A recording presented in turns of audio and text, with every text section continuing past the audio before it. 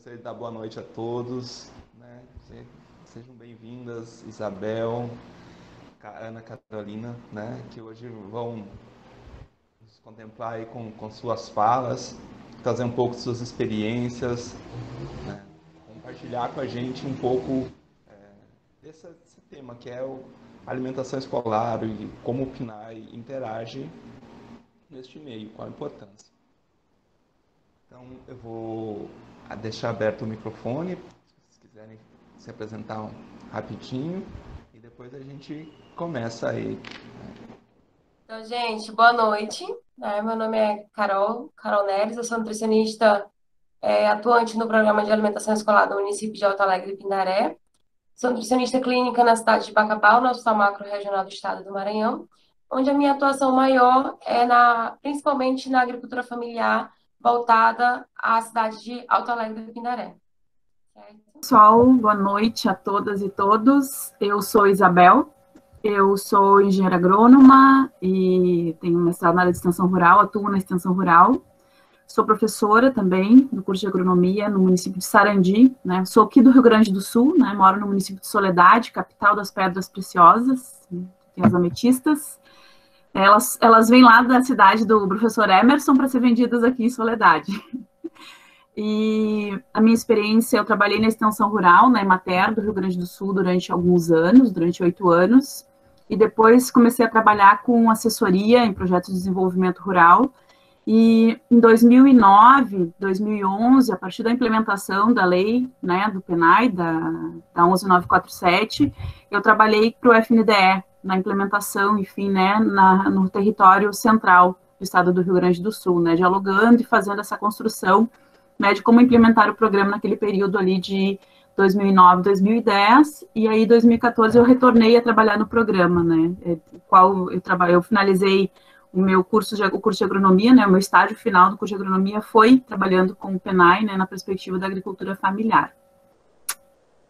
E atualmente eu integro a Associação Brasileira de Agroecologia, né, sou vice-presidenta da região sul, né, então sou da região do estado de Santa Catarina, Paraná e Rio Grande do Sul, da nossa Associação de Agroecologia. Os palestrantes já estão devidamente apresentadas, então vamos começar o nosso bate-papo. E a galera pode ir deixando seus comentários aqui no chat. E no final da apresentação a gente faz as perguntas. Né? Pode ser assim, eu acho que fica melhor. Tá beleza? Então, Isabel, você... Então, pessoal, eu preparei uma apresentação, enfim, está aí norteando assim, alguns poucos slides para a gente estar dando uma olhada sobre o programa, né, quando surge. Está aparecendo para vocês? Ah, peraí que eu não... Ainda não, professora. Não? E agora? Não. Uh-uh. Sim, agora ok. Tá, então tá. Então, o Emerson fez esse convite, né, para a gente estar dialogando sobre, enfim, o que é o Programa Nacional de Alimentação Escolar, né, na perspectiva da agricultura familiar, né, qual que é a importância, os limites que ele tem. E muito fácil disso, porque o Emerson foi minha banca de estágio final do curso de agronomia, né, e foi super, como ele disse assim, foi super cri-cri comigo, foi bem legal, né, Emerson, a gente sempre na construção, né, enquanto pesquisadores e docentes, essa construção é sempre importante. Então, como é que programa é esse, né? Depois, é ruim, ao mesmo tempo que nos possibilita essa questão de ser remoto, ser virtual, né? Estar, né? Imagina, eu não poderia, talvez, estar fisicamente no Maranhão para um espaço, e assim a gente consegue fazer um diálogo, mas a gente não consegue fazer, por exemplo, uma roda de diálogos, né? Mas, porque conforme a apresentação, eu só vejo minha apresentação, não estou nem vendo vocês, né? Isso também, a gente perde um pouco disso, né? Do contato. Então, assim, para falar do PNAE, é uma legislação que ela... Acho que é bom falar do que representa a alimentação escolar no Brasil, né? Ela é um programa, a alimentação, que antes de 2009 se chamava só merenda escolar, ela surge na década de 50.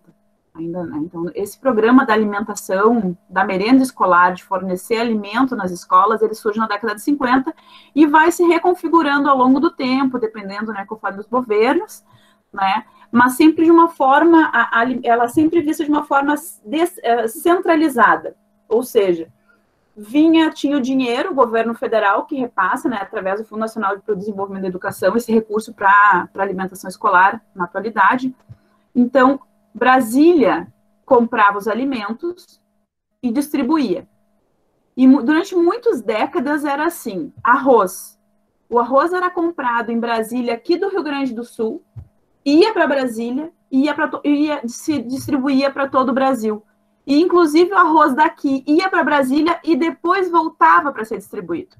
E aí, o que isso acarretava, né? Enfim, né, que se vocês forem pesquisar sobre a alimentação escolar, enfim, o histórico, e a Carol pode falar melhor ainda, né, porque é da área da nutrição, a qualidade baixa disso, né, o tempo, né, às vezes chegava alimentos que já tinham passado o período de validade, exatamente por essa centralização que era, né, e também a questão da alimentação muito processada, né, porque também, assim como chegava na época aqui, para pegar o tempo que eu estudei, era tudo pacote, né, pessoal? A gente tomava um milkshake de flocos, um milkshake de morango, né, a bolacha Maria, né? Então era isso que a gente comia, eram produtos processados, secos, que podiam ser transportados. Então era essa a visão. E isso foi mudando ao longo do tempo. E aí, em 2009, claro que isso é tudo, né, a lei ela não surge assim, 2009 aconteceu um boom ali e virou o programa de alimentação escolar. Né? Ele foi se mudando e se moldando durante todas essas, né, 5 décadas de programa, até chegar em 2009, e aí por pressão e organização também dos movimentos sociais, né, tanto da educação quanto da agricultura familiar, para que se pensasse esse recurso e essa legislação de uma forma que abrangesse, né, outras redes de comercialização, né, que não fosse um grande fornecedor dos alimentos e se discutisse isso, né, e se regionalizasse também a alimentação.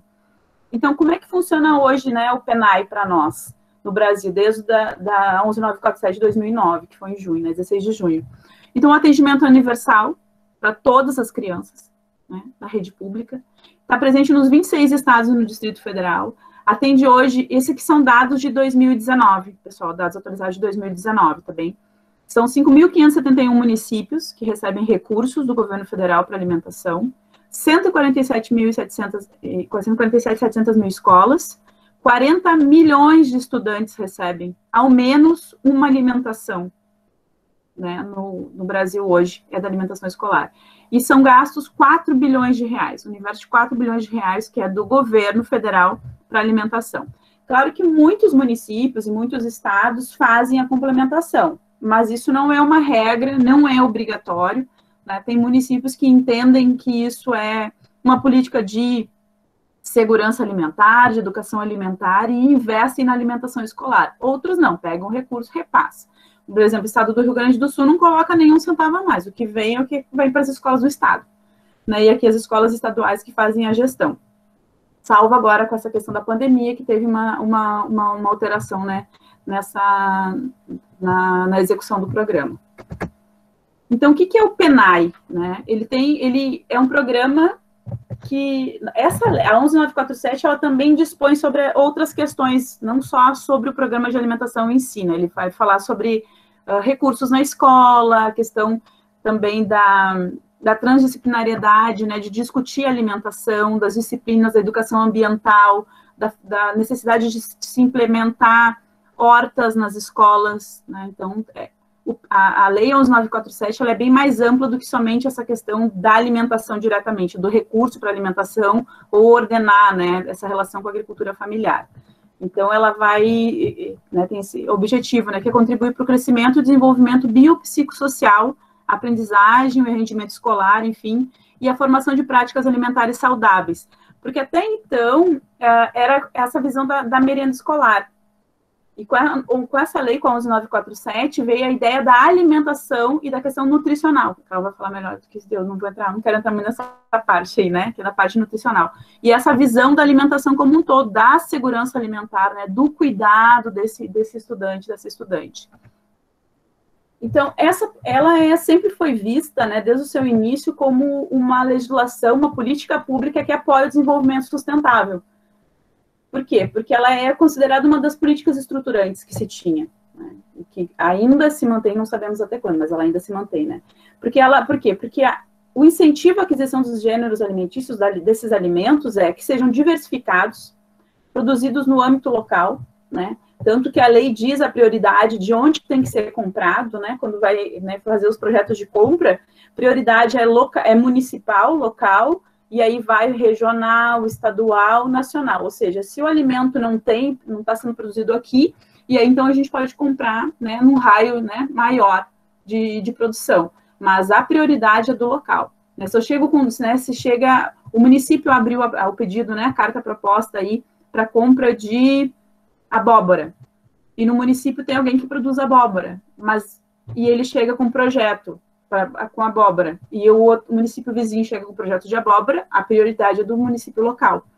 Claro que nessa discussão da legislação, e aí é uma das questões dos desafios que a gente tem, que a gente não espera que cheguem duas cartas de dois agricultores diferentes em municípios com o mesmo produto. Por isso que é importante a relação, né, na construção dessa política pública localmente, para não dar essas questões de embate entre agricultores, né? Quem vende ou quem não vende. Por isso que é uma política que a gente chama de uma política estruturante, porque ela promove também a organização social dessas famílias. Então, a agricultura familiar, prioridade, e prioritariamente de comunidades tradicionais indígenas, remanescentes de quilombolas e assentadas à reforma agrária. E que é importante também nessa legislação é que ela vai tratar da cultura alimentar. Ou seja, ela passa um recurso, né, por essa legislação, tem um recurso um pouco maior para essas comunidades indígenas e comunidades quilombolas para comprar e fazer um cardápio que seja culturalmente relacionado a essas comunidades. Né? Então, isso é um diferencial da legislação. E prioriza também, porque assim, o que acontece? Né? A criança da comunidade indígena, da comunidade quilombola, ou propriamente, né, da comunidade rural, vai para a escola, e aí tem uma bolacha, bolinho Ana Maria, que não tem nada a ver com a cultura alimentar. É um produto ultraprocessado. E aí, quando ela volta para casa, a família dela faz os doces de massa, que a gente chama aqui na colônia, uma bolacha, né, as bolachas que as mães fazem, que as vós fazem, e não quer comer. Porque na escola ela comeu aquilo, e aí que o que está na escola se torna como uma referência. Então, a legislação ela veio para priorizar também a cultura alimentar. E aí, claro, tem várias discussões, e quando eu trabalhava no programa, a gente teve um município em que o pessoal dizia que era muito caro comprar bolacha colonial. E aí a gente fez um cálculo matemático, fez uma reunião, né, porque era a nossa função, enquanto trabalhava com o FNDE, com um conselho de alimentação escolar, que os pais achavam, não, é muito caro. Né? E aí a gente pegou quanto custava por quilo o pacote da bolacha colonial e quanto custava da bolacha industrializada por quilo. E aí mostramos matematicamente e também nutricionalmente que era mais em conta, né? Porque quantas bolachas precisava aquela criança consumir, né? Porque tinha essa discussão do custo, do valor, tudo às vezes se vira muito em custo, né? Com a prefeitura municipal, porque às vezes não tem recurso, dependendo do tamanho do município, não tem recurso para o município fazer um aporte maior na alimentação, mesmo que queiram, né? Tem municípios que não têm essas condições. Então, ele vai pelo que é mais barato. E aí nós dialogamos, bom, mas eu não preciso de 5 bolachas coloniais, né, nas bolachas, eu vou dar 2 para a criança, né, porque ela vai estar cumprindo com a questão nutricional, enfim, do que seriam 5 bolachas da outra bolacha, ou 6 bolachas da outra bolacha. Então, às vezes, né, tem essa discussão de como construir isso, e tem que ser a base, né, do diálogo, a construção do programa. Então, como é que a agricultura familiar entra no PENAI? Né? A legislação diz que, no mínimo, 30%, né, desse recurso que vem do governo federal tem que ser comprado da agricultura familiar. E aí a gente entende por agricultura familiar, né, os agricultores e associações, e nós também, isso aqui, o que aconteceu com o programa, né, e acontece, eu falo do Rio Grande do Sul porque a experiência de trabalho que eu tenho, nós, infelizmente, temos cooperativas que têm DAP jurídica, mas que não são cooperativas. que são empresas porque tem os agricultores que são sócios, historicamente, né, mas que funcionam como uma grande empresa. E essas cooperativas têm DAP jurídica. E, infelizmente, muitas dessas cooperativas estão dominando aqui, no Rio Grande do Sul, o programa de alimentação escolar, com produtos processados, principalmente com cárneos, né, com a presença de cárneos e lácteos. Isso é um problema. Só que é um problema, enfim, que não tem como, no médio, curto prazo, assim, trabalhar, porque a lei prevê, né, se é da agricultura familiar, eles têm a DAP jurídica como comprovar isso, né, não tem. Mas isso é um problema que você não consegue entrar como uma grande cooperativa, ela tem escala de produção e ela consegue entrar com um preço inferior do que uma agroindústria familiar local, né? Por exemplo, se for entrar numa chamada de pedidos para comprar iogurte ou queijo, enfim, né? Com relação a produtos lácteos. A diferença também com a 11947 foi o processo de aquisição facilitado. Por quê? Porque toda compra, né, a gente tem a lei de licitações. Então, a lei de licitações, ela demanda muita documentação, né? E sempre priorizava as grandes empresas, porque você tem que ter um contador, porque você tem que ter tudo em dia, entregar, né? Um processo aí de compra podia ter mais de 200 folhas, né? Um processo bem demorado. E com a 11947, do PENAI, ela simplificou, que daí é um processo de dispensa de licitação, e facilitou para a agricultura familiar. Claro, tem alguns documentos que são obrigatórios, mas que não precisa todo aquele rol, né, que tem para licitação. E isso facilitou o acesso à comercialização.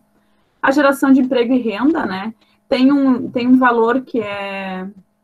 Agora eu não me lembro em que valor está, mas eram 10 mil reais por ano, mas agora eu não me lembro qual é o valor que está, por família, né, por DAP, que podia ser comercializada para alimentação escolar. Então, você promove, né, o que isso promove? Desenvolvimento local. Você vende no município que você reside, você recebe aquele dinheiro, tu gasta no mercado, você gasta na casa de ferragem, você gasta no mercadinho, na loja de roupa local. Então, você faz aquele recurso girar localmente e desenvolver localmente, né? Mesmo que não... E outra questão, assim, com relação ao desenvolvimento regional, muitos técnicos, aí puxar, né, para essa questão do pessoal que trabalha na ciência técnica, dizem, mas é um valor pequeno, talvez não seja interessante, mas o PENAI é um programa estruturante, ele auxilia as famílias a organizar a produção, porque muitas famílias estão organizadas, por exemplo, produzem para feira, né, o excedente, ou entregam em alguma cesta, mas por exemplo, historicamente, o que sobrava, né, ou o que tem na estação. Com a organização para entregar para alimentação escolar, eu tenho que entregar... Bom, se eu me comprometi, se eu assinei uma carta proposta, que eu tenho que entregar 2 caixas de cenoura, eu tenho que entregar 2 caixas de cenoura. Né? Uma caixa de beterraba, eu tenho que ter aquela caixa de beterraba. Então, para isso, eu preciso ter um planejamento da produção, uma organização da produção, e com isso é mais conhecimento. Então, daqui a pouco eu vou ter um excedente, eu posso estar entregando no hospital regional, eu posso estar entregando em outros locais, né? Claro que essa lei também propiciou as outras compras públicas, né? A partir da organização produtiva dessas famílias, hoje a gente tem outra legislação que é a das compras públicas, ou seja, as famílias que já estavam pré-organizadas, né, para o PENAI e também por PAA, porque também é outra política estruturante, infelizmente, que foi sucateada agora no atual governo, destruída, na verdade, né, mas também uma política estruturante, que é a questão da venda, né, para as instituições públicas, né, e a doação simultânea. E o incentivo às tradições alimentares locais, que é o que eu estava comentando, né, com relação às comunidades indígenas e as comunidades quilombolas, né. A lei prevê um recurso maior, por exemplo, que a gente sabe que tem algumas comunidades que a carne de porco, ela é cultural, né, e às vezes essa carne no mercado pode ser um pouco mais cara, então elas têm um valor maior, né, sobre o valor recebido para poder seguir as tradições alimentares que professam. Então, aqui a lei. Outra questão que diz na lei é a questão da compra de produtos orgânicos, né? Porque hoje tem muitas... Isso é um exemplo em Passo Fundo, né, um município próximo aqui onde eu resido. A cooperativa ecológica entrega para alimentação escolar, mas entrega no mesmo valor do preço convencional. Né? A gente não entende, eles não colocam E aí a pessoa diz, mas o preço do orgânico é mais caro. Não, em Passo Fundo, a alimentação escolar tem produto ecológico a preço de produto convencional, porque o município não faz chamada diferenciada. E aí, como os produtores têm produção, eles acabam, não, tudo bem, não tem problema, a gente, né, consegue ter um lucro mesmo vendendo no mesmo valor do convencional, porque a legislação prevê que se pague até 30% a mais quando o produto é orgânico. Mas a gente tem exemplos, né, como o exemplo de Passo Fundo, que paga o mesmo valor que um produto convencional. Então, assim, da perspectiva de desafios, né, a gente já está com 11 anos da legislação, e acho que a gente avançou bastante. A preocupação que se tem hoje é que haja alguma alteração na lei, né, algum desmonte, como infelizmente tem acontecido com outras políticas públicas, né, relacionadas à agricultura familiar, mas ela é um caminho estruturante para o desenvolvimento rural, né, e municípios, a Carol vai falar de onde ela trabalha, mas aqui a gente tem vários exemplos legais, aqui no Rio Grande do Sul, assim como tem exemplos que o pessoal não conseguiu avançar. Tem essa questão, mesmo que tem algumas questões na lei que, se você não atingir durante um tempo, né, o mínimo para a agricultura familiar, eles trancam o recurso, enfim, né, mas isso não... Como é que o pessoal conseguiu sair disso? Comprando as cooperativas grandes. E aí não acaba... Tem municípios que não acabam desenvolvendo a agricultura local, ou seja, acabam comprando da cooperativa grande, que é da agricultura familiar, por ter uma DAP jurídica, né. Então, o principal desafio, eu acho, e aí é bom a gente estar nesse diálogo, é com as nutricionistas. Eu digo dos agricultores, né, da parte de produção com a parte que pensa a alimentação. Né? Por quê? Porque tem que ter um cardápio adaptado à sazonalidade, né? Porque nós estamos acostumados a comprar tomate, cebola o ano inteiro, né? Então, as merendeiras que fazem esse alimento, isso também foi um desafio muito grande aqui, né? De pegar o alimento, não, mas esse alimento não é o que vinha da Ceasa direto, né, esse alimento não está descascado, esse alimento não está de acordo com como a gente recebia. Então, também essa questão, né, um dos desafios é esse diálogo mais próximo. Alguns municípios em todo o Brasil conseguiram avançar, mas muitos ainda não, né, então a gente tem, mesmo que já tenhamos 11 anos com a legislação, a gente ainda tem alguns gargalos, né, para fortalecer, né, esperando que a política se mantenha, né, e não que se diminua, né, porque tinha muita gente dialogando no sentido, não precisa ser 30%, pode ser menos, né, a gente quer que seja mais. Um exemplo, tem países, né, o PENAI, ele é um exemplo para a política pública de vários países hoje, né, porque nós somos uma referência mundial no programa de alimentação escolar, né. Atualmente, acho que esse ano até que foi aprovada a lei de alimentação escolar na Guatemala, eu participei de uma discussão lá é 50%.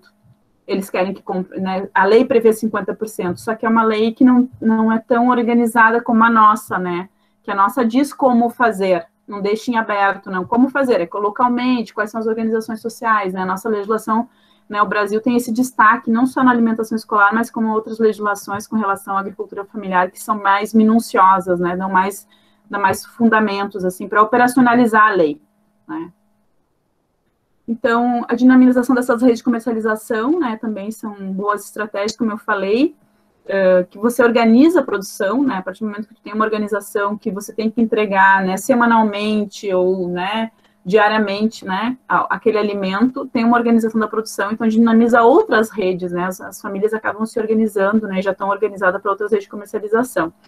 E o fortalecimento e a ligação dos agricultores e gestores públicos. Isso era uma dificuldade muito grande quando o programa começou, e acho que a gente avançou muito nisso, era a insegurança, né? Os agricultores tinham, e as agricultoras, as organizações tinham uma insegurança de vender para o ente público, porque tem aquela história, né? Porque a prefeitura não paga, o Estado não paga, então tinha muito essa insegurança do tipo assim, mas a gente não vai vender, né, e se a prefeitura não pagar, enfim, né, e isso foi se mudando, porque não, você tem um contrato, então você vai entregar o alimento, a prefeitura vai fazer o pagamento, então acho que foi uma questão que a gente conseguiu avançar muito nesse tempo do programa. Outras possibilidades e que aumentaram, assim, eu acho que deram, inclusive para o programa, né, e para a cadeia produtiva da sociobiodiversidade, é a partir do momento dela entrar também na alimentação escolar, né, que não foi uma coisa fácil, falando aqui do Rio Grande do Sul, mas a gente tem outros alimentos só biodiversidade em todo o Brasil, né? Ou, por exemplo, colocar o pinhão na alimentação escolar, se colocou o açaí Jussara na alimentação escolar, né? Que imagina, não, aquilo que era o suco era de laranja, é laranja que tem que tomar. Não, mas a gente tem açaí Jussara na floresta, na Mata Atlântica, né? E aí você propicia que aquelas famílias que estão naquela região cuidem da mata, né? Ou façam, né? Cuidem da agrofloresta que tem, ou incentivem mais a produção de agrofloresta e não vão tirar a mata nativa, enfim, para plantar uma plantação de citros, porque é isso que vai, né? Ah, é o suco de laranja que tem na alimentação escolar. Então, eu acho que essa abriu grandes possibilidades, né? E a gente também tem exemplos aqui, né, no Rio Grande do Sul, das plantas alimentícias não convencionais, as punks, né? E aí, língua de vaca, e tem peixinho da horta, enfim, um conjunto de plantas que não eram convencionais de entrar na alimentação. O município de Lindolfo Collor foi diferencial nesse aspecto, né, de ter as punks na alimentação escolar. Né, que a gente sabe, né, que são nutricionalmente superiores, a questão da produção delas não são com utilização de agrotóxicos, né, porque isso seria uma outra discussão, né, porque não é porque é da agricultura familiar que não vai ter uso de agrotóxicos, mas a gente consegue aumentar a qualidade desses produtos a partir do momento que a gente diminui o caminho que eles fazem, né, eu não preciso ir até a Ceasa, né, aqui, por exemplo, no município que eu moro fica a 300 quilômetros da capital, né, tem municípios que estão mais longe, então, né, tem toda essa questão do deslocamento, a qualidade e o armazenamento desse produto, a gente sabe que se utiliza produtos químicos no armazenamento, né, e aí quanto mais localizado é a alimentação, mais qualidade essa alimentação vai ter, né, além do fator cultural, enfim, né, na possibilidade de desenvolvimento.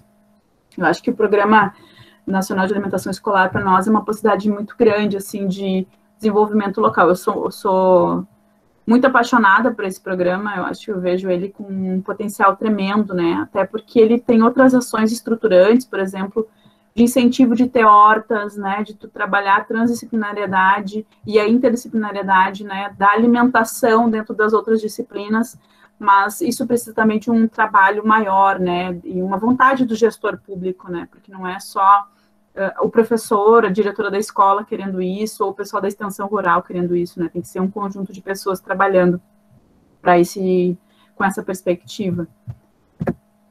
Não sei se eu não falei muito rápido, mas eu quero mais tempo para a gente poder conversar. Tem uma pergunta para você aqui, mas a gente faz depois. Passar a palavra para a professora Ana. A Carol, né? A gente chama de... O nome é Ana Carolina, mas eu já conheci por Carol e já me habituei a chamar de Carol. Então, Carol, fique à vontade. A gente queria agradecer ao professor Emerson pelo convite, né? Tivemos um evento em Bacabal, onde a gente veio, trouxemos a nossa cidade de Alto Alegre do Pindaré, os nossos alunos. A gente tem lá, professora, a Casa Familiar Rural, né? Então, onde a gente tem... anualmente agricultores saindo, técnicos agrícolas da nossa cidade, formando dentro do nosso município. Então, a gente fica muito feliz com isso e a gente vê exatamente com eles, onde eu tive a oportunidade de conhecer o professor Emerson. Então, gostaria de agradecer também ao Núcleo de Estudo e Agroecologia de Agricultura Orgânica, o NEA-Mearim, que é coordenado pelo professor Emerson, da UFMA de Bacabal, né, o Programa de Educação Tutorial PET, Conexões e Saberes de Educação no Campo, também de Bacabal, tá bom? A senhora, por colaborar com a gente brilhantemente com o PENAI. Algumas das pessoas que estão aqui sabem do meu encanto, da minha paixão pelo PENAI. Eu trabalho atualmente com o PENAI desde a minha formação, professora, e sou assim, você não vai perceber no decorrer da minha fala que eu sou apaixonada por isso aqui. Eu vivo isso aqui intensamente, né? Então, agradecer à Prefeitura Municipal de Alto Alegre do Pindaré, em nome do nosso gestor, né, prefeito Fuca, que gostaria de lhe dizer, dentro das suas palavras que foram muito bem colocadas, que nós temos essa contrapartida em mais de 50% da prefeitura, tá? Isso é um incentivo fundamental para que a gente possa executar isso com excelência, para que a gente consiga atender os nossos alunos integralmente, né, com uma ou mais refeições dentro das nossas escolas. Então, agradecer a Secretaria de Educação, em nome do secretário Flávio Viana, Secretaria de Agricultura, em nome do secretário Laércio, e toda a nossa equipe técnica, né, porque, como todos sabem, eu atuo mais na área da nutrição, mesmo baseado nos cardápios, e toda essa equipe técnica, eu acabo me envolvendo muito nessa parte da agricultura, né? Principalmente com os meus produtores, incentivando, quando a gente vai lá no início do ano realizar esse nosso planejamento para esse recebimento anualmente, né? Então, a gente senta com os nossos técnicos para que nós possamos organizar essa sazonalidade da produção deles. Eu acabo entrando um pouquinho aí na sua área, viu? Me perdoe. Né? Então, Jacques, Sodinha, Rony, nosso técnico Reinaldo, que são quem atualmente incentivam, então, diariamente na terra os nossos produtores, tá? A minha equipe, né? Minha equipe do depósito de alimentação escolar do nosso município. Tenho mais uma parceira, Micaele, mais uma nutricionista atuando comigo. Então, para que esse nosso trabalho aconteça, você já sabe que muita gente envolvida, né? Então, inclusive, eu queria agradecer a presença dos nossos conselheiros de alimentação escolar que estão na nossa live com a gente aí. Muito obrigada, professora Ana Cristina, Alice, meu parceiro Tito, muito obrigada, tá? Então, professora, primeiramente eu gostaria de apresentar a nossa cidade para a senhora, né? Gostaria de falar um pouquinho para todos sobre Alto Alegre do Pindaré. Então, atualmente, Alto Alegre do Pindaré tem uma área territorial de 1.923.317 quilômetros, segundo dados do IBGE, com uma população de 32.992, certo? A nossa maior área produzida, professora, hoje, vou falar muito voltada para você, viu, Isabel? A nossa maior área produzida hoje é feijão e mandioca, né? Então, basicamente, era um dos nossos maiores alimentos. A nossa maior área hoje de produção local são esses dois alimentos, né? Mas que hoje a gente já tem grande incentivo na agricultura local e hoje a gente já consegue realizar, diversificar bastante, principalmente o nosso cardápio dentro da alimentação escolar. Porque a gente vai ver aqui que foi uma dificuldade muito grande logo no início, porque eu tinha alface, mas eu não tinha com o que colocar alface. Ia colocar alface com o quê? Né? Então, era uma dificuldade muito grande quando a gente chegou logo no início do nosso início do programa de alimentação escolar. Então, outro incentivo que a senhora colocou muito bem é a questão do PA, né? Que, como a gente sabe, ele foi realmente sucateado. Mas acredite a senhora, em plena pandemia, o município de Alto Alegre foi contemplado com o PA do Estado em agosto. Acredite, pasme a senhora, né? Então, a gente teve o privilégio de ser contemplado com 30 produtores atualmente cadastrados, né?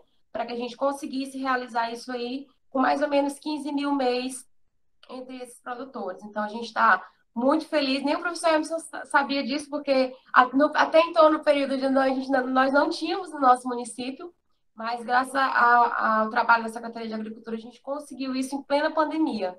Né? E também um incentivo para trabalhar junto às escolas, a assistência social, né? E principalmente a segurança alimentar dentro do município. Então, a gente está conseguindo realizar, com o apoio do Estado, né, da Secretaria, recebimento do PAA desde o mês passado, certo? Então, o Programa de Alimentação Escolar hoje de Alto Alegre do Pindaré, nós temos atualmente 54 escolas ativas, né, com um número de alunos em média de 7.561 alunos matriculados hoje, certo? Temos atualmente no município 38 produtores fornecendo para alimentação escolar, até então a pandemia, mensalmente. Né? Então, a gente tinha uma geração de renda média para esses 38 produtores de até R$ 2.000. Né? O limite, como a senhora colocou, professora, é de até 20 mil. Né? Então, a gente já consegue fechar mais ou menos isso aí com 2.000 mês para cada produtor. É mais ou menos o que a gente trabalha aqui no nosso município. E aí, quando a gente passa, a senhora falou muito da questão dos produtores eles serem desacreditados quanto à questão da prefeitura pagar ou não, né? Então, quando a gente chegou aqui também, eu vou falar sempre do nosso início, porque foi um pouco difícil dar andamento em todo o processo, né? Então, a gente tinha, professora, 8 a 11 produtores cadastrados. Isso com dificuldade, a gente estava adulando os produtores mesmo, para que eles viessem fazer esse fornecimento para a gente, que a gente conseguiria, o programa era deles, era voltado para eles, o repasse era totalmente destinado a eles, né? E aí, ainda assim, a gente tinha dificuldade, né? Então, primeiro ano a gente começou com 8, 11, segundo ano a gente foi aí para 12, 24 produtores, e hoje a gente já está com 38 produtores e mais 30 no PA. Então, a gente está trabalhando com quase 70 produtores, fornecendo mensalmente para a gente esses produtos. A nossa alimentação escolar hoje, ela é em torno de 70% mais agricultura familiar mesmo. A gente vai perceber isso também quando a gente chegar aqui na distribuição dos nossos kits, como aconteceu, né? Então, o nosso cardápio ele já contempla bem a agricultura familiar, porque o nosso maior objetivo é incentivar principalmente a produção local e geração de renda dentro do nosso município, né? Então, com isso, a gente já vem trabalhando muito bem essa questão da agricultura familiar. Então, assim como no início da pandemia, como todos, né, a partir de 11 de março, quando foi declarada pandemia, todos os municípios eles tiveram grande dificuldade na execução do PENAE e de que forma essa distribuição iria acontecer, né? A gente foi tudo muito incerto para todo mundo. Acredito que em todas os órgãos, em todas as gestões, foi muito complicado. A gente ficou ocioso quanto de que forma que essa distribuição ela aconteceria, né? E o FNDE só se pronunciou em 7 de abril. Somente em 7 de abril foi autorizada essa distribuição de kits de alimentação escolar, né, através desses kits para as nossas escolas. Porém, a gente, em muitos dos nossos municípios, né, na região do Maranhão, o estado ele já se encontrava em período de lockdown e alguns municípios eles foram declarando também período de lockdown. Então, para a gente foi mais uma dificuldade realizar essa distribuição com crescentes índices de Covid dentro do nosso município também. Então, foi um período bem complicado que a gente passou, né? A gente, após essa autorização do FNDE, a gente ainda precisava reunir com o CAI, né, que é o nosso Conselho de Alimentação Escolar. Queria agradecer a presença da nossa Ana Cristina, nossa conselheira, né? Então, foi uma outra dificuldade, a gente teve que realizar essa reunião de forma remota, de forma online, né, como a gente está fazendo nesse momento, para que essa autorização ela acontecesse e, assim, a partir disso, a gente pudesse iniciar a distribuição dos nossos kits de alimentação escolar, né? Então, nessa primeira etapa, a gente conseguiu distribuir uma média de 7.500 cestas, porém com grande dificuldade. Eu não tinha como, professora, dentro do município, realizar esse recebimento dos meus produtores semanalmente, sem ter contato com eles, sem ter contato com a minha equipe, sem que a minha equipe tivesse contato com os meus produtores. Então, assim, isso se tornou um pouco inviável, né? Então, na primeira etapa, a gente optou por realmente realizar somente a distribuição dos gêneros secos, pensando uma vez que a gente estava em período de lockdown. Então, a gente só conseguiu realizar essa distribuição a partir de 1º de junho, nessa primeira distribuição. Então, infelizmente, no primeiro momento a gente não conseguiu. E digo para a senhora, são poucas as cidades a nível de Maranhão que já conseguiram realizar essa distribuição integralmente, né? Muitas dessas cidades elas terão dificuldade com recurso, alguns recursos certamente serão devolvidos, né? Porque é grandiosa essa dificuldade. A gente percebe isso aqui agora, né? A gente realizando. E aí, na segunda etapa, quando a gente iniciou a segunda etapa de distribuição dos nossos kits, também com um quantitativo de 7.500 cestas, a gente se organizou com os próprios produtores, alguns produtores colocando na sua própria localidade, né? O diretor fazendo esse recebimento, e aí a gente colocando, facilitando para os nossos produtores que eles colocassem diretamente na escola, pensando no deslocamento desses produtores e no contato que a gente teria com eles semanalmente. A senhora colocou isso que no início era uma dificuldade, né? Onde Brasília comprava o material de uma região, ia tudo para Brasília e aí realizava essa separação para os estados. Então, a gente também se organizou quanto a isso, né? Facilitando para o nosso produtor e evitando esse contato com ele, pensando também nos casos de Covid que ainda permaneciam em crescimento dentro do município, né? Fazendo com que eles colocassem diretamente na escola. Então, foi um grande trabalho realizado junto, em parceria mesmo com os nossos diretores, com os nossos secretários, professores que participavam dessa distribuição, né, para que a gente pudesse atingir o maior número de povoados, que hoje, atualmente, Alto Alegre tem 10 escolas na sede, as demais são todas mesmo em zona rural. Então, é complicado ainda fazer com que a gente chegue com alface num povoado que eu tenho 1h30, 2 horas, né? E a gente sabe como todos os municípios também, a gente também tem dificuldade, às vezes, nos transportes, né? Então, fazer com que esse material chegue de forma adequada para uso, seguro, é complicado, né? A gente sabe, gente que lida com agricultura familiar semanal sabe disso. Então, com o apoio dos nossos gestores, professores, colaboradores, a gente conseguiu, e os nossos produtores, colocar isso, fazer com que eles chegassem nas escolas, né?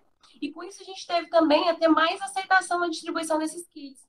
A gente percebeu que na primeira distribuição, alguns dos kits sobraram. Muitos kits eles estavam voltando para a sede, né? Algumas famílias não iam buscar, outras famílias já não estavam mais na localidade, né? Optavam por não ir, por ser uma localidade mais distante. E aí, na segunda etapa, quando a gente iniciou, a gente percebeu que teve mais aceitação deles. Então, tinha localidades que eles começavam a ligar para saber por que não tinha ido alface para lá, por que não tinha ido milho para lá. Né? E aí a gente vai.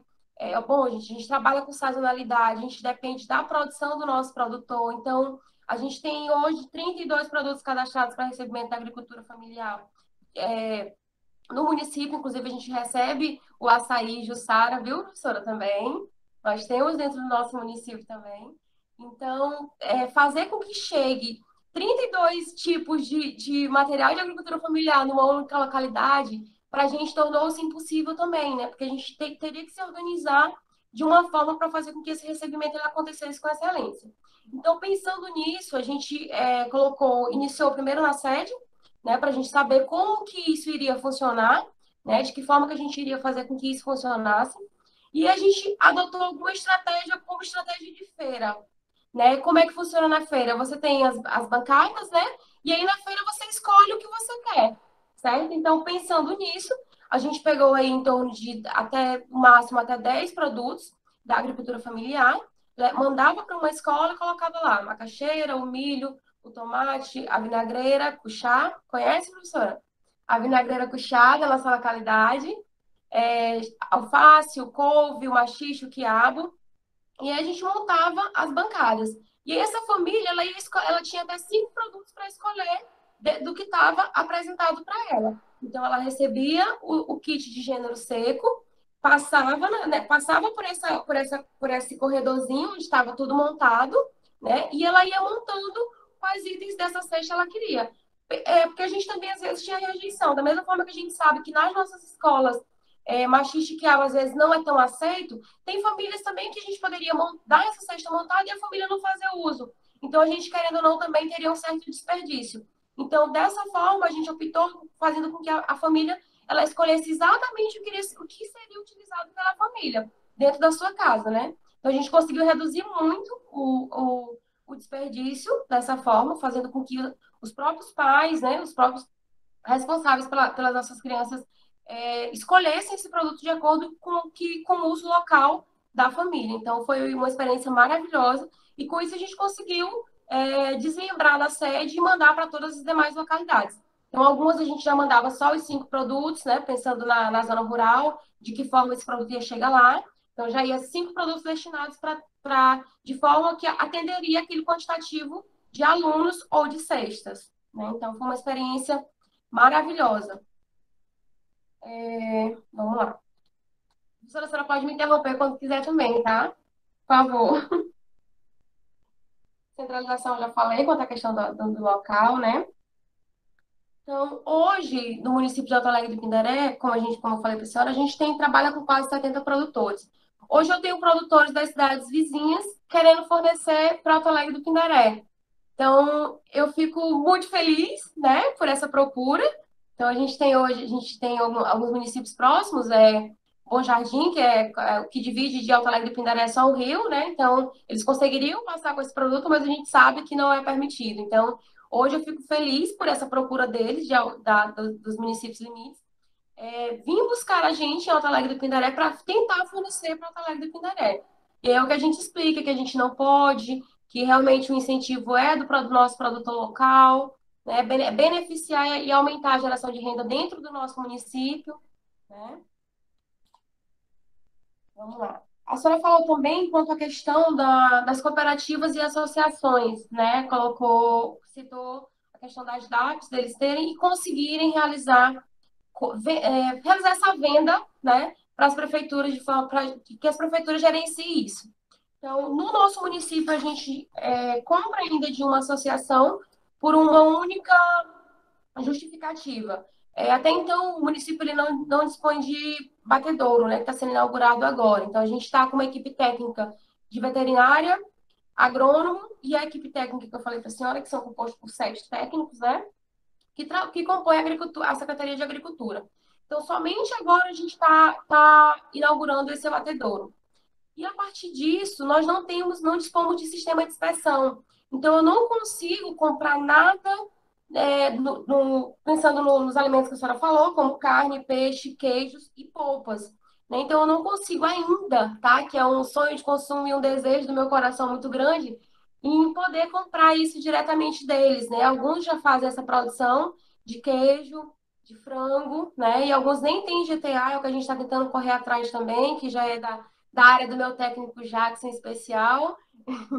Né? Então, a gente está tentando realizar, para que a gente consiga realizar. A gente tem a pesca também muito, muito grande no nosso município, e aí também a gente não consegue fazer esse recebimento, que torna-se ainda mais delicado para o PENAI, né? Eu falo também pelo PA, o PA seria para mim mais viável, para o PENAI teria que ser realmente em forma de filetagem, então eu explico isso para eles, é o que a gente consegue trabalhar muito bem, e a aceitação deles também com a gente é maravilhosa. Me deram muita pressão nesse período de pandemia, viu? Produtora, 24 horas, vamos lá, como é que a gente vai fazer para receber? Eu disse, olha, vocês não estão pensando nem em vocês, nem em mim. Né? Então, a gente tem que pensar como um todo, não só principalmente na geração de renda. Eu sei que está sendo um momento muito difícil para todo mundo, mas a gente conseguiu sentar junto com eles, se organizar, de forma que hoje a gente recebe de 2 produtores a cada dia, né? Então, querendo ou não, aumentou a nossa demanda de serviço também. Enquanto eu tinha um recebimento um único dia na semana, eu tenho hoje 2 dias de recebimento para dividir os produtores também em horários diferentes também. A gente está trabalhando em sistema de horários diferentes. Né? E aí, professora, eu só consigo receber esse material após a implantação do nosso SIM, que ainda é o nosso sonho de consumo. Hoje no Maranhão são poucas as cidades que têm, acredito que mesmo só a capital, e acredito que não tenha 10 cidades no estado que contemple o sistema de inspeção, tá? Nem a nível municipal e nem a nível de estado. Infelizmente, ainda é uma realidade do nosso estado. Tá? Outra justificativa, né, que eu queria dar também, quanto ao nosso município, a senhora falou muito sobre a questão dos alimentos orgânicos e do incentivo hoje já do FNDE na compra dos produtos orgânicos, né, com um valor superior a 30%, como a senhora bem colocou. Nós também não dispomos ainda, né, de produtos orgânicos a nível de município, e são poucos os municípios que conseguem fazer essa produção. Eu acho que o professor Emerson conhece um pouquinho bem a nossa realidade aqui, ele sabe da dificuldade que a gente tem em executar. Né? Estamos incentivando, estava falando com o meu técnico, com o Jackson, para que possamos iniciar, né, uma pequena produção de orgânicos para a gente ver como vai acontecer, porque eu brinco muito com eles, inclusive eles falam, né, que eu prezo muito pela qualidade, eu quero qualidade, mas eu não sei como plantar nada, professora, tá? Eu sou mesmo só, eu digo para eles que eu quero coisa boa, eu sempre brinco, olha, eu só quero coisa boa, mas eu não sei fazer o que vocês fazem, então, o trabalho de vocês para mim é essencial, porque são vocês que são o meu tudo, o meu trabalho só acontece se o de vocês acontecer, né? Então, é como se fosse uma corrente. Se quebrar em qualquer parte dela, infelizmente o meu trabalho se torna comprometido, né? Ele não simplesmente não acontece. Então, é mais ou menos isso. Dentro das nossas escolas hoje, a gente já consegue atender os nossos alunos com agricultura familiar e a gente é muito feliz em poder dizer isso, com alimentação diferenciada para alguns tipos de patologias, né? Alguns tipos de alergias. Então, a gente retirou do nosso cardápio alimentos que antes eram industrializados, né? Principalmente, como a senhora colocou, que o início da alimentação escolar ele se deu basicamente por alimentos com rótulos enlatados e empacotados. Né? Então, hoje a gente consegue, através do FNDE também, de resoluções obrigatórias, né? Onde contempla que a gente tem um nível aceitável para utilizar esse tipo de alimentação. Então, a gente consegue garantir aos nossos alunos, hoje escolares, que têm obesidade, hipertensão, diabetes, intolerantes, alérgicos, né? Principalmente, uma das minhas ofertas do açaí é principalmente para esse grupo de alunos, professora. Né? Então, foi principalmente pensando neles que a gente fez a inclusão desse alimento. Então, a gente consegue hoje garantir para eles essa alimentação, principalmente através, a maioria do cardápio é somente da agricultura, né? Através de frutas, que é uma outra estratégia também que a gente fez junto ao FNDE, foi uma palestrazinha básica, que são atalhos, né? Eu não posso receber a polpa do meu produtor, mas eu posso receber uma fruta picada. Então, hoje eu já recebo manga do meu produtor, eu recebo a goiaba do meu produtor, que é destinada direto para esses meus alunos que têm alergias, intolerâncias ou outro tipo de patologia. Então, a gente consegue atender de forma diferenciada esses produtores, né? Então, é uma estratégiazinha que eu acho que a senhora já conhece pelo sorriso, né? Então, não é polpa, não tem água, é fruta natural, né? Então, tem uma boa aceitação, né? Através de vitamina, através da própria fruta mesmo, com qualidade. Queria muito ter tido a oportunidade de trazer essas embalagens para mostrar para vocês, mas devido realmente à Covid, eu não tinha nada armazenado na minha central, né? Então, eu vou abrir também para que a gente converse um pouquinho, consiga debater um pouco sobre a nossa realidade e qualquer pergunta eu vou estar aberta para que a gente consiga discutir. Obrigada a todos os meus diretores, parceiros da Secretaria de Educação que estão presentes. Né, pelas brilhantes explanações, Isabel, Carol. Dizer que a Carol conhecia o trabalho dela na Sober, né, que a gente se conheceu numa apresentação, numa sala de apresentação lá, e realmente é empolgante ver a dedicação dela e que faz a roda girar, né? Como ela disse, é um time, é um conjunto de pessoas que fazem acontecer, mas ela faz esse papel de motivadora, né, de organização, e aí só também reforça a importância, né, de profissionais de outras áreas que não só áreas agrárias, né, estarem envolvidas nesse processo. Muito importante, muito e ainda mais no estado como o Maranhão, que é tão carente de assistência técnica, né? Então, pela fala da Carol, repassa aqui a equipe, que existe um corpo técnico que está envolvido e atuante, então isso é muito importante e motivador.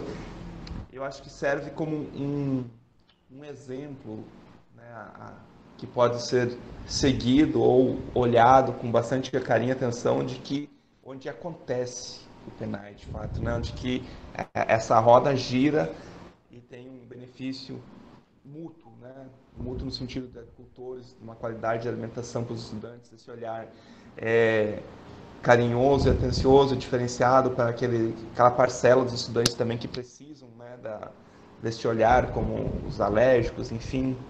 Então, parabéns a Carol, parabéns também a Isabel, que eu já conheço, toda a dedicação e o trabalho dela nessa área. Então, eu vou abrir aqui para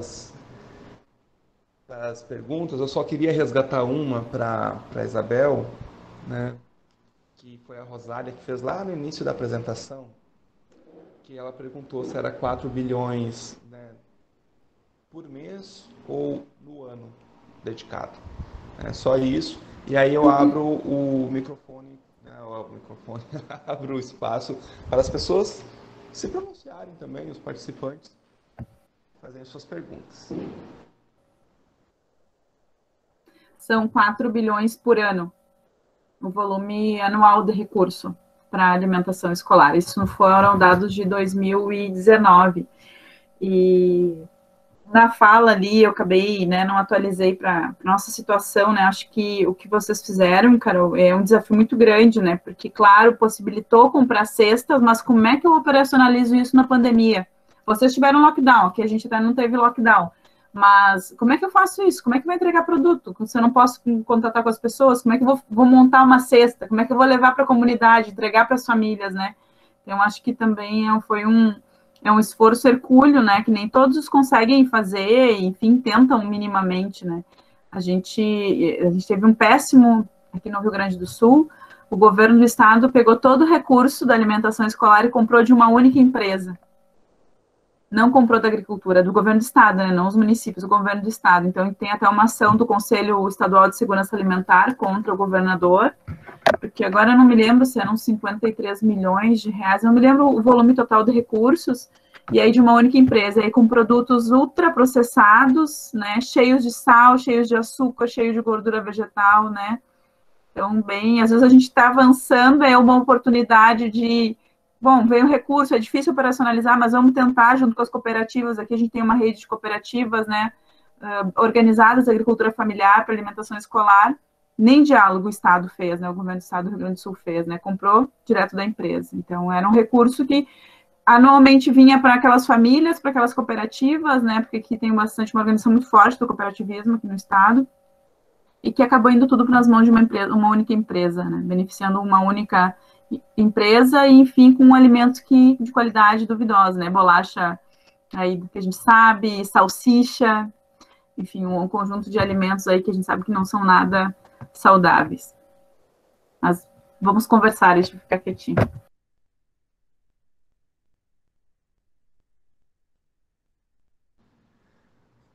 Carol, tem uma pergunta do Silvaldo que está no chat.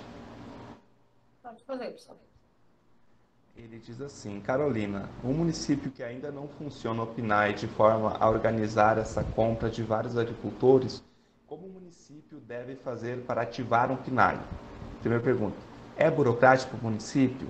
Basta querer? Cortou um pouquinho, professor. Cortou um pouquinho. Eu acho que o Silvaldo pode fazer a própria pergunta, porque aí ele pode se expressar bem, né? Silvaldo, senão eu posso... Bom, eu vou ler novamente, tá? Ele diz assim: Carolina, um município que ainda não funciona o PNAE de forma a organizar a compra de vários agricultores, como o município deve fazer para ativar um PNAE? É burocrático o município? Basta querer? Sim. O maior incentivo é realmente do gestor municipal, né? O gestor querendo dar para acontecer. Então, essa compra ela pode acontecer de duas formas: através de cooperativas ou associação, ou através da forma que o Alto Alegre do Pindaré trabalha hoje, que é por produtor local. Então, a gente paga por produtor, a gente não tem cooperativa, a gente paga diretamente para eles, né? Então, cada produtor desse é o nosso fornecedor. É o nosso contratado. Então, a gente tem um contrato de até 20 mil com cada produtor desse, com os 38 produtores que nós temos hoje, e esse pagamento ele é direcionado para esses produtores. Então, realmente depende muito da força de vontade da gestão municipal. O recurso ele tem, né? A gente sabe. A prefeitura dispõe desse recurso. E é para ser utilizado dessa forma. Um dos primeiros passos, eu acredito, que é realmente mapear dentro do município, através da Secretaria de Agricultura, a produção local, né? Se essa produção local aderia o programa de alimentação escolar, e daí começar a realizar esse mapeamento com os produtores. Então, quantos produtores eu teria para disponibilizar, para fornecer para o PNAE dentro do município, e a partir disso eu levantar o que esses produtores me atenderiam, certo? Acho que a professora Isabel também pode dar uma palhinha, porque você vem do início lá do PNAE.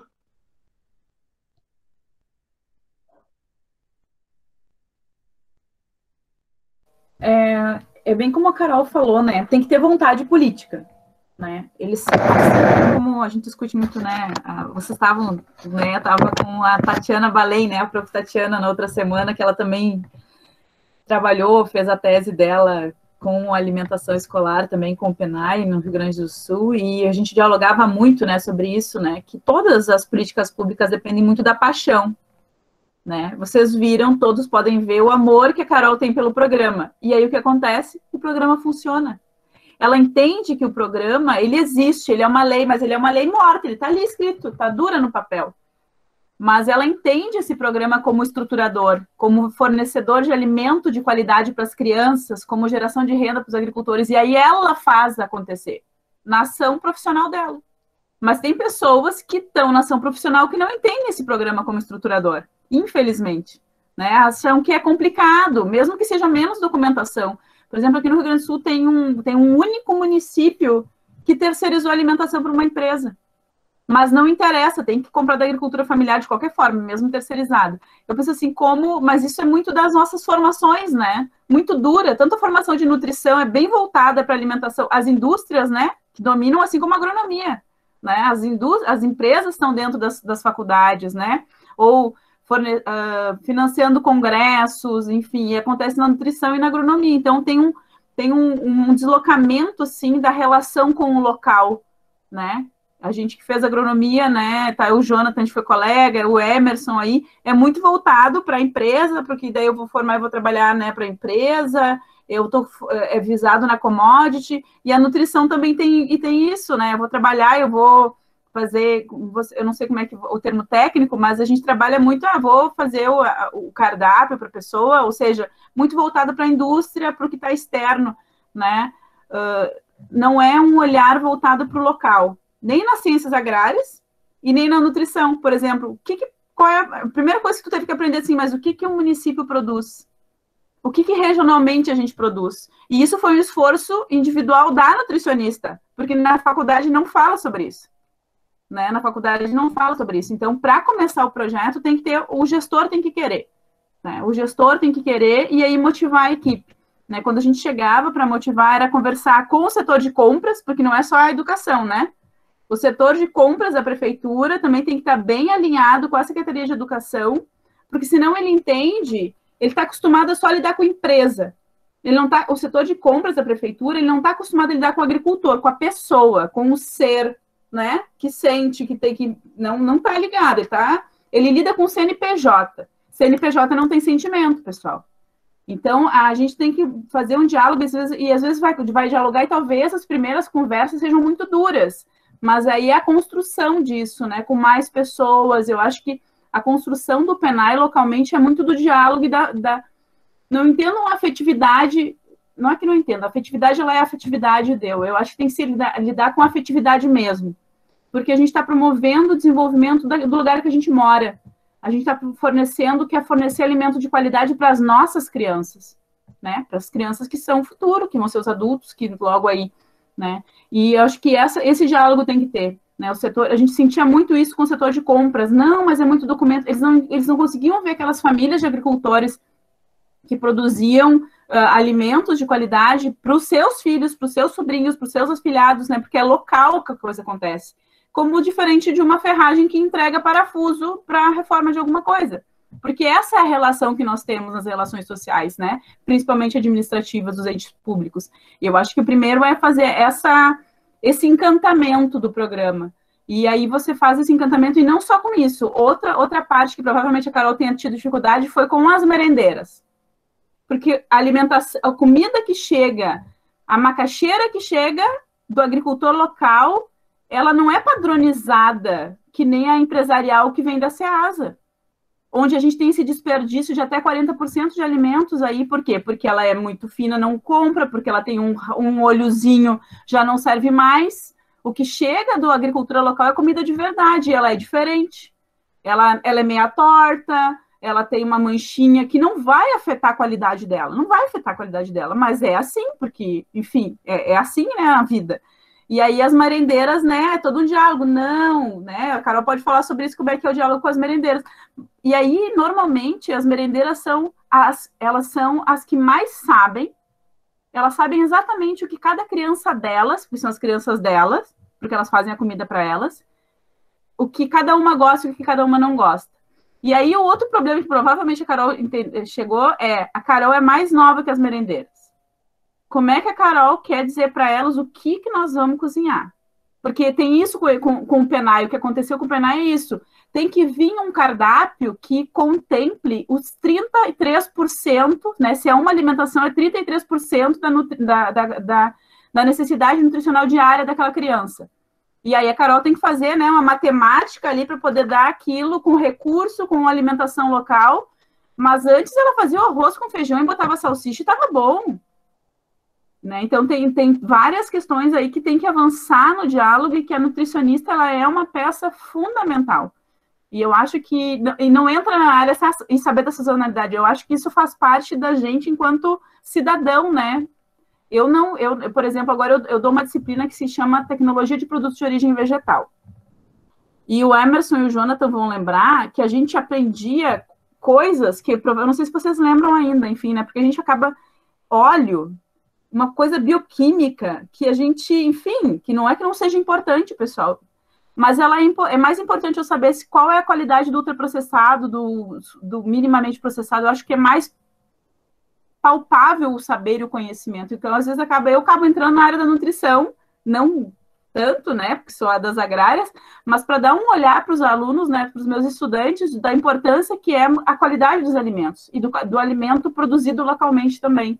Então, eu acho que é um encantamento aí para a gente vencer essas barreiras nos municípios, né? São os encantamentos.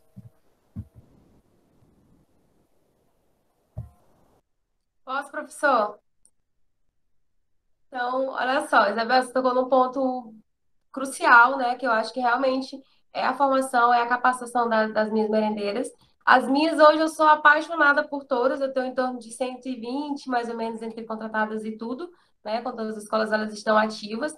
Então, assim, eu senti muito essa dificuldade quando eu cheguei, sim, claro, né? Principalmente por ser mais nova. Tanto que a nossa primeira formação, a gente dá formação todos os anos, logo no início do ano, esse ano a gente já tinha realizado a minha formação, né, anual, porque todos os anos a gente tem modificação no cardápio e cada receita dessa a gente passa com todas as nossas merendeiras para que elas sejam executadas. Até porque a gente sabe que trabalhar com agricultura no dia a dia demanda mais tempo e demanda mais trabalho também. E às vezes é exatamente essa resistência que a gente encontra nas nossas escolas. E a minha primeira formação, quando eu cheguei, eu não fiz ela com um todo, eu não fiz ela com 100 merendeiras, né? 100, 120. O que aconteceu? A secretaria ela optou que essa formação ela acontecesse por polo. Então, eu fazia a formação com merendeira a cada 5, 6 escolas. Então, eu dei, em média, umas 5, 6 a 7 formações para merendeira dentro do município. Então, era uma cozinha para 4, 5 pessoas mesmo, entendeu? Então, a gente fez mesmo nos próprios polos com elas, porque realmente a gente estava tendo muita resistência, principalmente de material sendo desperdiçado e principalmente da agricultura, né? Então, eu chegava, mandava uma macaxeira na terça-feira, na outra semana, quando eu chegava lá, o saco de macaxeira estava do mesmo jeito debaixo da pia. Então, essa era uma reclamação muito grande do meu secretário. Olha, você vai ter que dar um jeito de fazer com que elas usem a macaxeira. Então, o que a gente foi fazendo? Criando preparações dentro do nosso cardápio que a gente conseguisse executar a macaxeira. Até arroz com macaxeira eu já fiz, minha filha. Entendeu? De forma que eles têm que utilizar essa macaxeira. Porque senão sobra para mim. Né? Então, hoje a gente tem um relacionamento muito bom, tem um relacionamento maravilhoso com todas as merendeiras. Inclusive, queria mandar um abraço para todas. Deve ter alguma aí que eu mandei para todo mundo, né? E aí, aconteceu até uma situação engraçada. Como a gente começou a receber o PA agora, e a gente está na pandemia, eu postei uma abóbora, né? Muito linda a abóbora. E aí fiz uma abóbora na moranga. Aí uma merendeira copiou assim, mandou uma mensagem de WhatsApp pra mim. Nossa, como eu tô com saudade de descascar uma abóbora dessa. Eu disse, tem certeza que você tá com saudade de descascar uma abóbora dessa? Quando eu chegar aí na terça-feira, se essa abóbora não estiver certinha, a gente vai conversar.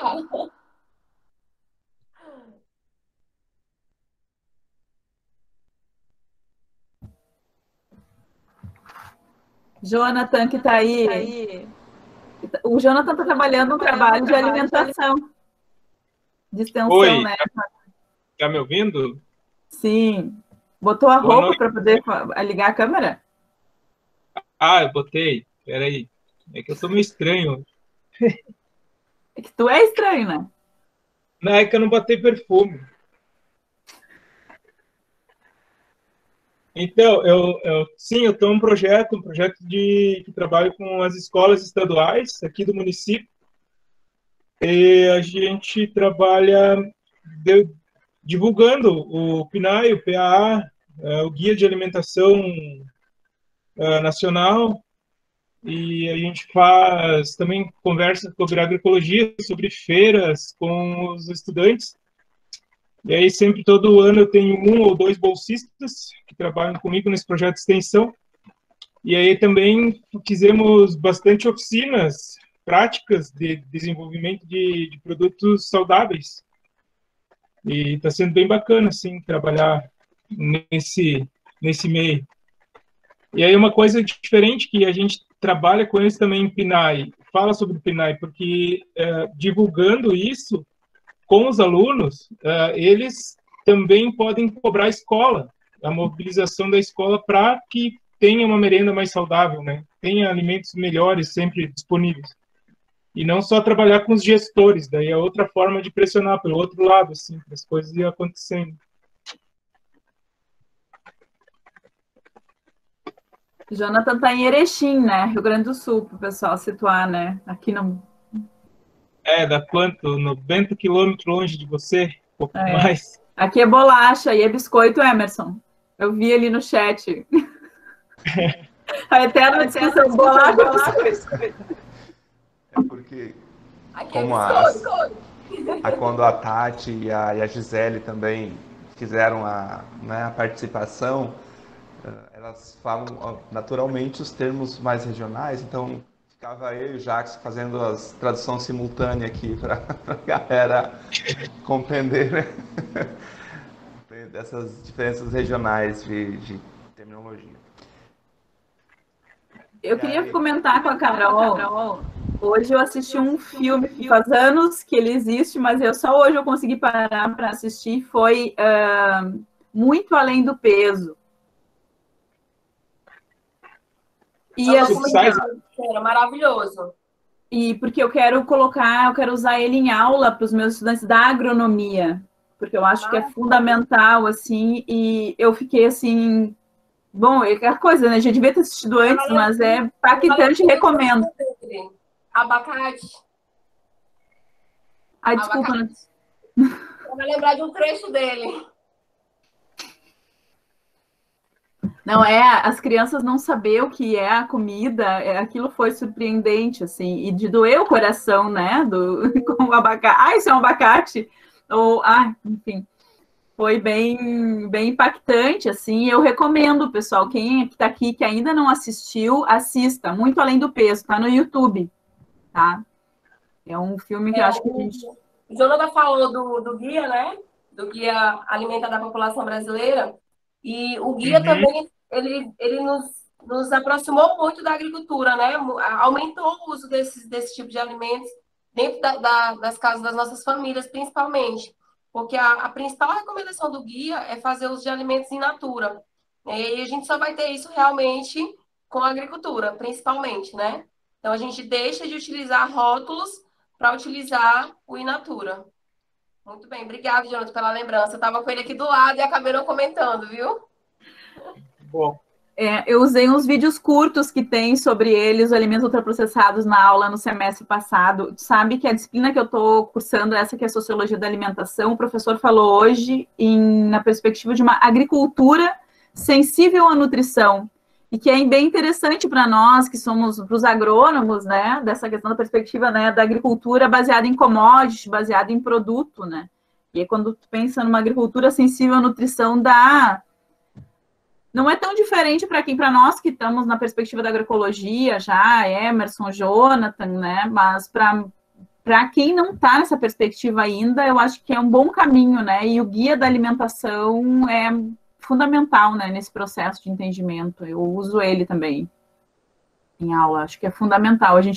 Para o pessoal das ciências agrárias, né, ter uma relação mais na produção de comida de verdade, né? Não só na produção de commodities, né? A gente produz commodities.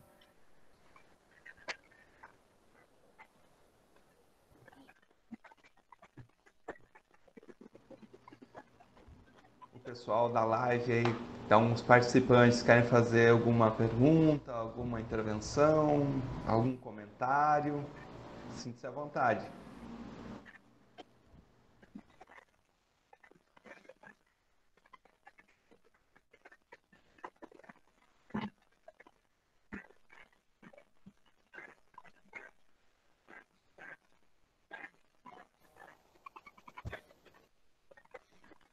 Sem pressão, gente, mas vamos lá, vamos interagir.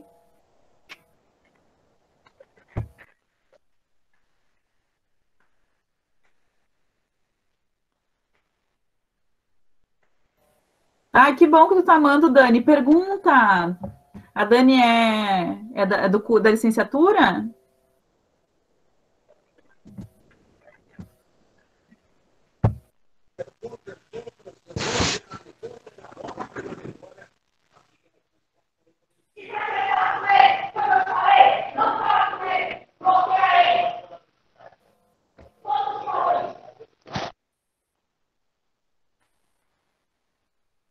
A gente tentou falar alguma coisa, mas não rolou de ouvir.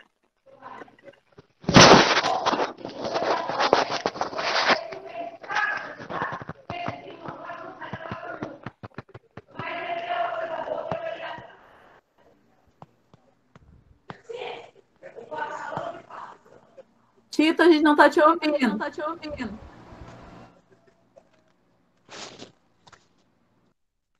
Ah, tá. O microfone estava desligado. Eu só queria agradecer aos palestrantes, viu? Realmente muito edificante essa palestra. Maior prazer em ter tido essa oportunidade de compartilhar, de adquirir esses conhecimentos junto aí a vocês. Eu sei que, assim como eu, os demais também estão muito gratos por esses momentos muito edificantes. Obrigado, hein? A gente que agradece vocês estarem aqui nos escutando numa noite de quinta-feira. A Dani trabalha numa instituição com 600 crianças. Dani, qual que é o teu município, Dani? Abre o teu microfone e vamos conversar.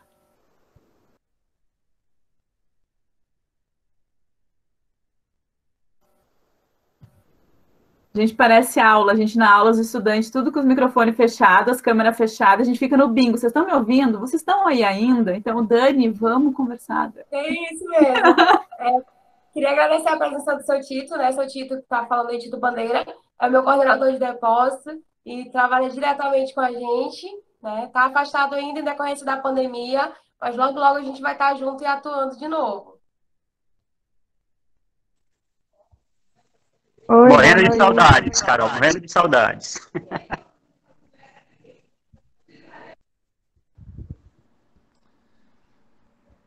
Bom, o pessoal está muito tímido.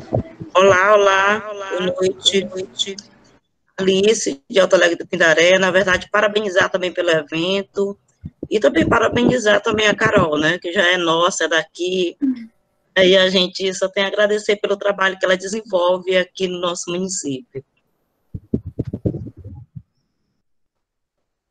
Dani.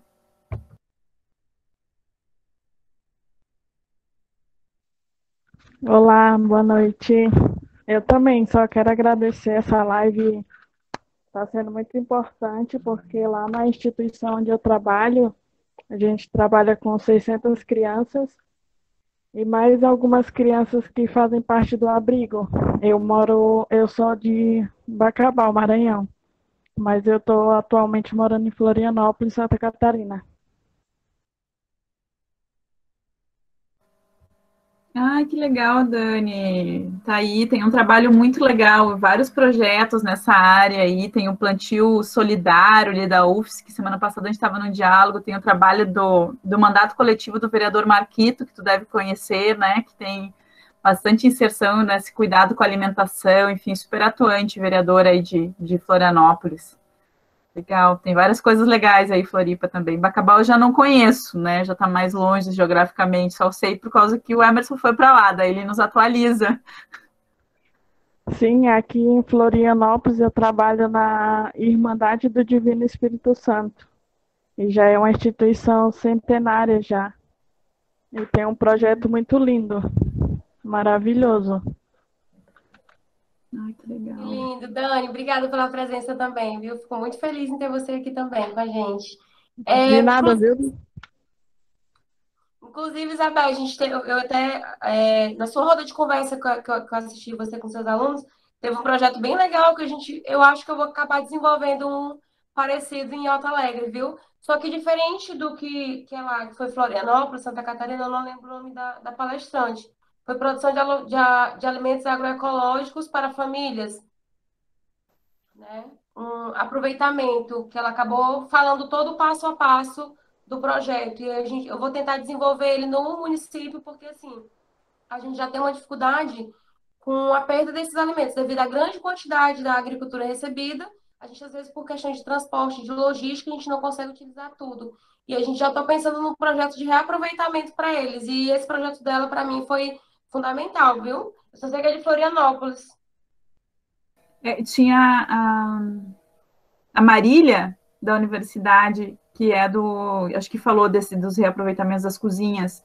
Tem vários projetos em Florianópolis, assim, com essa questão das cozinhas e reaproveitamento, acho bem legal, né? Isso que é legal, que possibilita, apesar de tudo que estamos vivendo com essa pandemia, o que tem acontecido no nosso país, também está possibilitando fortalecer as redes. Eu acho que também os desafios, né, e as oportunidades que a gente tem nesses momentos de crise, de se conhecer mesmo distante e poder pensar daqui a pouco coletivamente em como nos ajudar. Eu acho que isso é o que vai ficar, acho que eu quero que fique de bom para nós, né, nesse processo todo que nós estamos vivendo aí, que é de dor, né, para uns mais do que para outros, mas que tem muitos aprendizados e muitas possibilidades, eu consigo ver, assim, a partir desses momentos da gente se encontrar, né?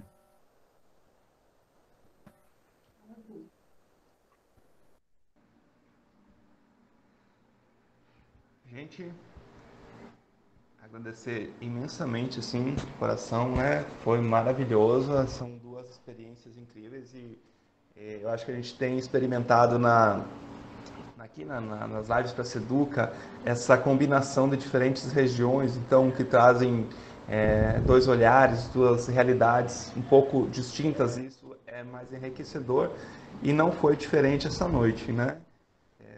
Disso, além claro, da experiência de cada uma, mas essa complementação, ela é realmente maravilhosa.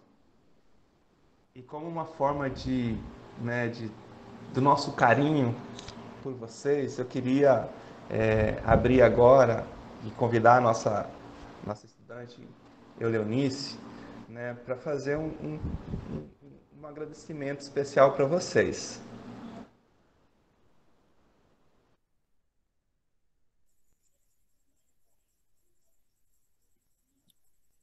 Oi, gente, boa noite.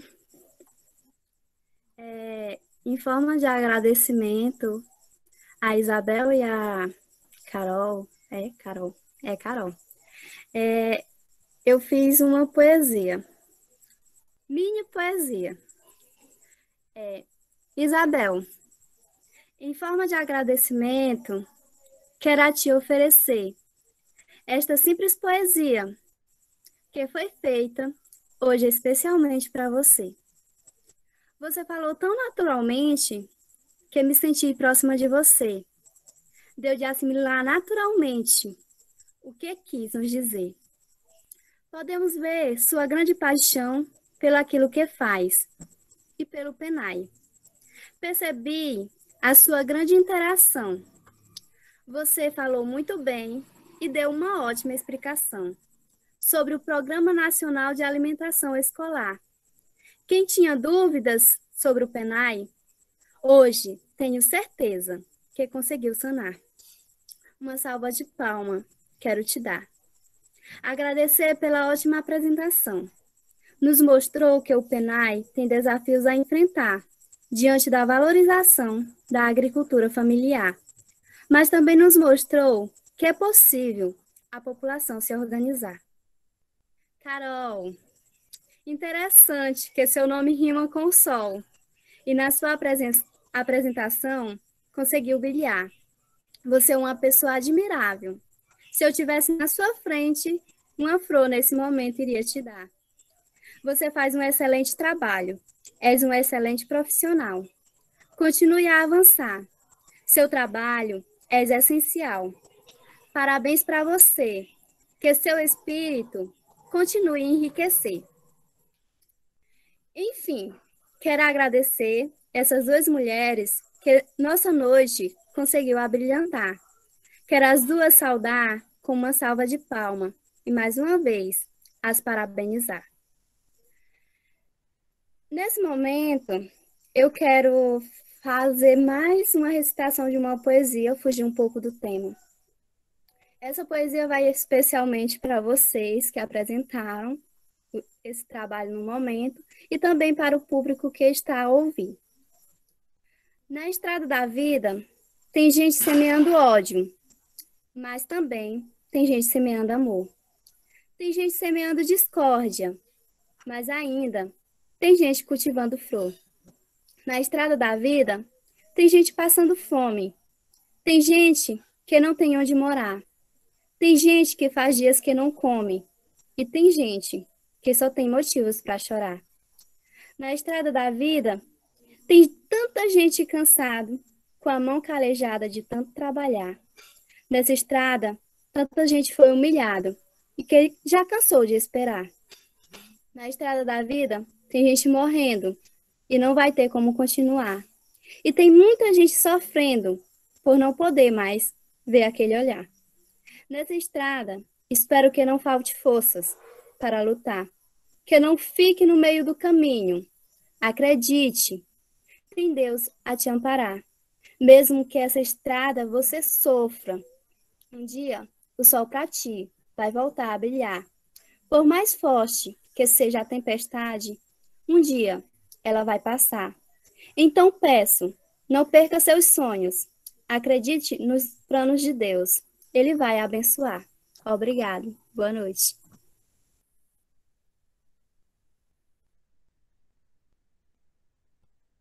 Que linda, obrigada, professor. Obrigada, Lenice. Muito obrigada, viu? Gente, que linda, linda, linda demais. Emerson, Helenice também. Gratidão. Linda.